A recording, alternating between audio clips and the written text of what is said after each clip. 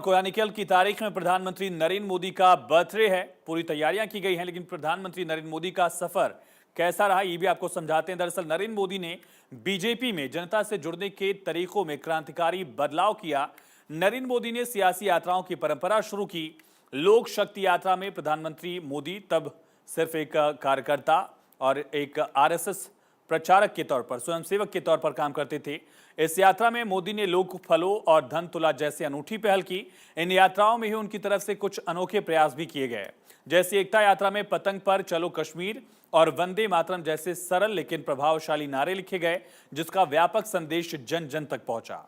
मोदी के कुशल नेतृत्व में आयोजित इन यात्राओं के जरिए भाजपा ने विभिन्न सामाजिक आर्थिक वर्गों के बीच के फासले को खत्म किया, अपनी पैठ बढ़ाई। खास करके बीजेपी ने समाज के गरीबों और वंचित वर्गों तक अपनी पहुंच बनाई। पहले बीजेपी को जहां मुख्य रूप से बनियों का प्रतिनिधित्व करने वाली पार्टी के रूप में माना जाता था, इन यात्राओं के साथ भाजपा ने अपनी पहचान बदली, अपना विस्तार विभिन्न वर्गों तक किया। नरेंद्र मोदी के कुशल संगठन, कौशल और करिश्माई नेतृत्व ने इन यात्राओं में लोगों की भीड़ खींचने में अहम भूमिका निभाई। और आपको समझाते हैं कि किस तरीके से यात्राओं का यह सिलसिला शुरू हुआ।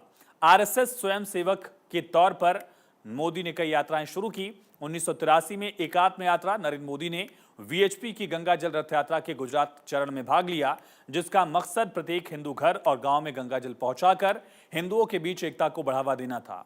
1984 में राम जानकी रथ यात्रा, एकात्मता यात्रा के बाद नरेंद्र मोदी ने इस यात्रा में भाग लिया, जिसने राम जन्मभूमि आंदोलन के लिए जागरूकता बढ़ाने में योगदान दिया। अगली यात्रा की बात करते हैं। 1985 में स्वयंभू यात्रा, कांग्रेस की तरफ से गुजरात में जगन्नाथ रथ यात्रा पर प्रतिबंध लगाने के बाद इसके आयोजन में नरेंद्र मोदी ने पर्दे के पीछे से अहम भूमिका निभाई थी। इस वजह से उनके कुशल नेतृत्व की तारीफ की गई। बीजेपी नेता के रूप में भी कई यात्राएं नरेंद्र मोदी ने निकाली।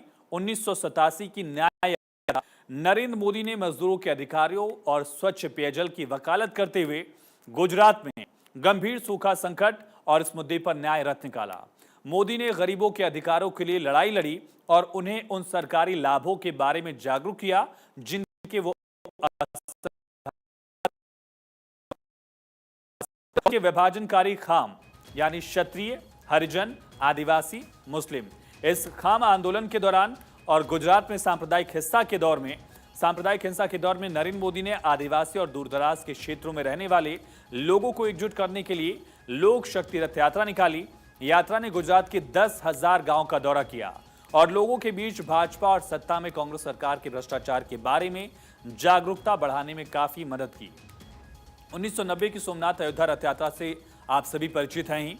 तब नरेंद्र मोदी को सोमनाथ अयोध्या रथ यात्रा के गुजरात चरण के आयोजन की जिम्मेदारी दी गई थी। ये यात्रा लीड कर रहे थे लाल कृष्ण आडवाणी।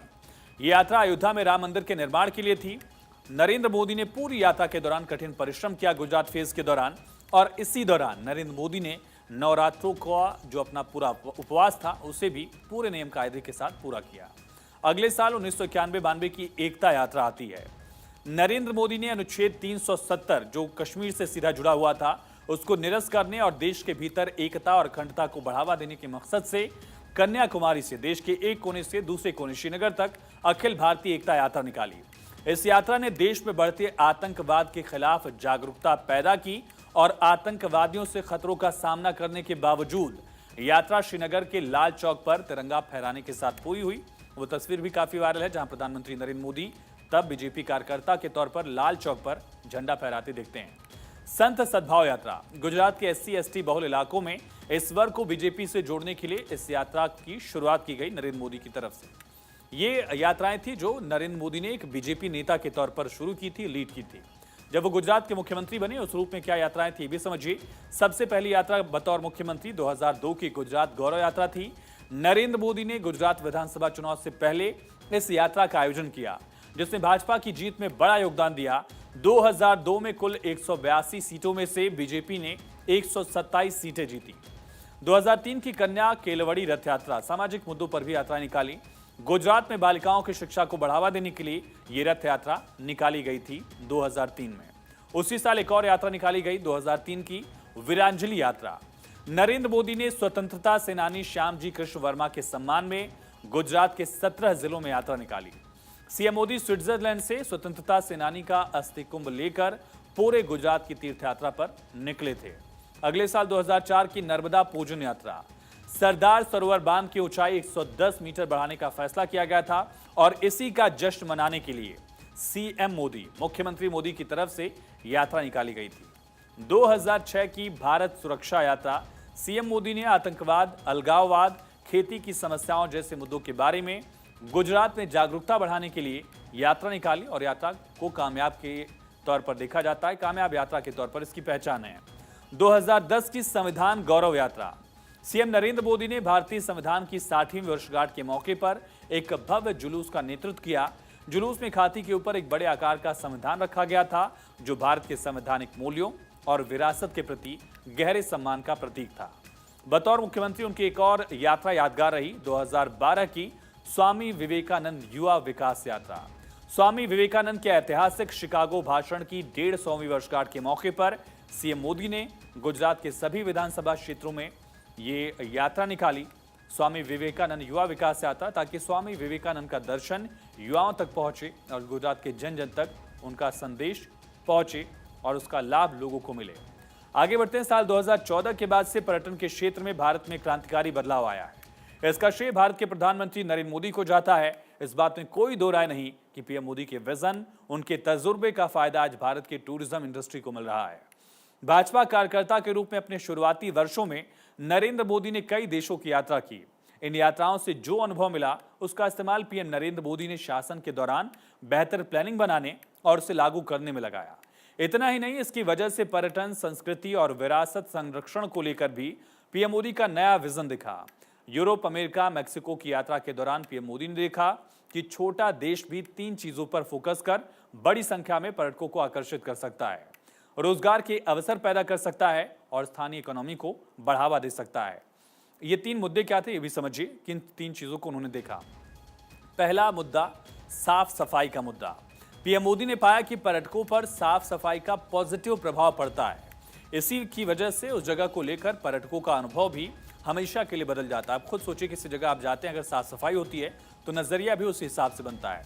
दूसरा मुद्दा, दूसरा पहलू जो उन्होंने देखा विदेशी यात्रा पर, धरोहरों पर गर्व। जो ऐतिहासिक धरोहर हैं, जो सांस्कृतिक पहलू हैं, उनको लेकर उनका नजरिया था। पीएम मोदी ने पाया कि ग्रीस और इटली जैसे देशों में वहां के नेताओं में धरोहरों को लेकर गर्व की भावना है, लेकिन दूसरी तरफ भारत में ताजमहल जैसी इमारतों को छोड़ दें तो किसी भी धरोहर को ऐसे बढ़ावा नहीं दिया गया और न ही उसको लेकर व्यापक जानकारी भारतीय समाज में पाई। तीसरा मुद्दा था स्मारक संरक्षण का। ये भी धरोहरों से ही जुड़ा हुआ है। देश के इतिहास में अहम भूमिका निभाने वाले शख्सियतों की यादों को संरक्षित किया गया, जिससे पर्यटन को काफी बढ़ावा मिला और ये तमाम चीजें भारत में पिछले 9 वर्षों में लागू की गई हैं। वहीं भारत के खोए हुए सांस्कृतिक वैभव को लौटाने, साथ ही विरासत, परंपराओं, मूल्यों को वापस सजोने में भी पीएम मोदी ने अहम भूमिका निभाई। पीएम मोदी के इन फैसलों ने आम जनमानस के दिल में जगह बनाई। गुजरात के मुख्यमंत्री रहते हुए नरेंद्र मोदी ने कई ऐसे ऐतिहासिक फैसले लिए, जिसकी वजह से गुजरात की आज वैश्विक पर्यटन पटल पर अलग पहचान है। धौलावीरा का विकास सबसे अहम माना जाता है। गुजरात में बौद्ध सर्किट का पोषण और इस बौद्ध सर्किट वाले कॉन्सेप्ट को बाकी राज्यों में भी उसके बाद अपनाया गया। स्टैच्यू ऑफ यूनिटी की स्थापना की गई। जीवंत रण उत्सव का शुभारंभ किया गया। पोरबंदर में गांधी जयंती का आयोजन, स्थानीय हाटों के माध्यम से कारीगरों का समर्थन और गरवी गुजरात अभियान की शुरुआत। गरबा महोत्सव अलग अलग जगहों पर मनाए गए। श्यामलाई मंदिर का नवीनीकरण हुआ। अंबाजी मंदिर के विकास जैसे कई अहम पहलू थे, जहां इन पहलों के माध्यम से गुजरात की सांस्कृतिक विरासत को बढ़ावा मिला। पीएम मोदी के नेतृत्व में ही जूनागढ़ में सक्कर बाग चिड़ियाघर और श्यामजी कृष्ण वर्मा के सम्मान में क्रांति तीर्थ जैसी परियोजनाएं शुरू की गईं। इसके अलावा पीएम मोदी ने मुख्यमंत्री रहते हुए भी मकर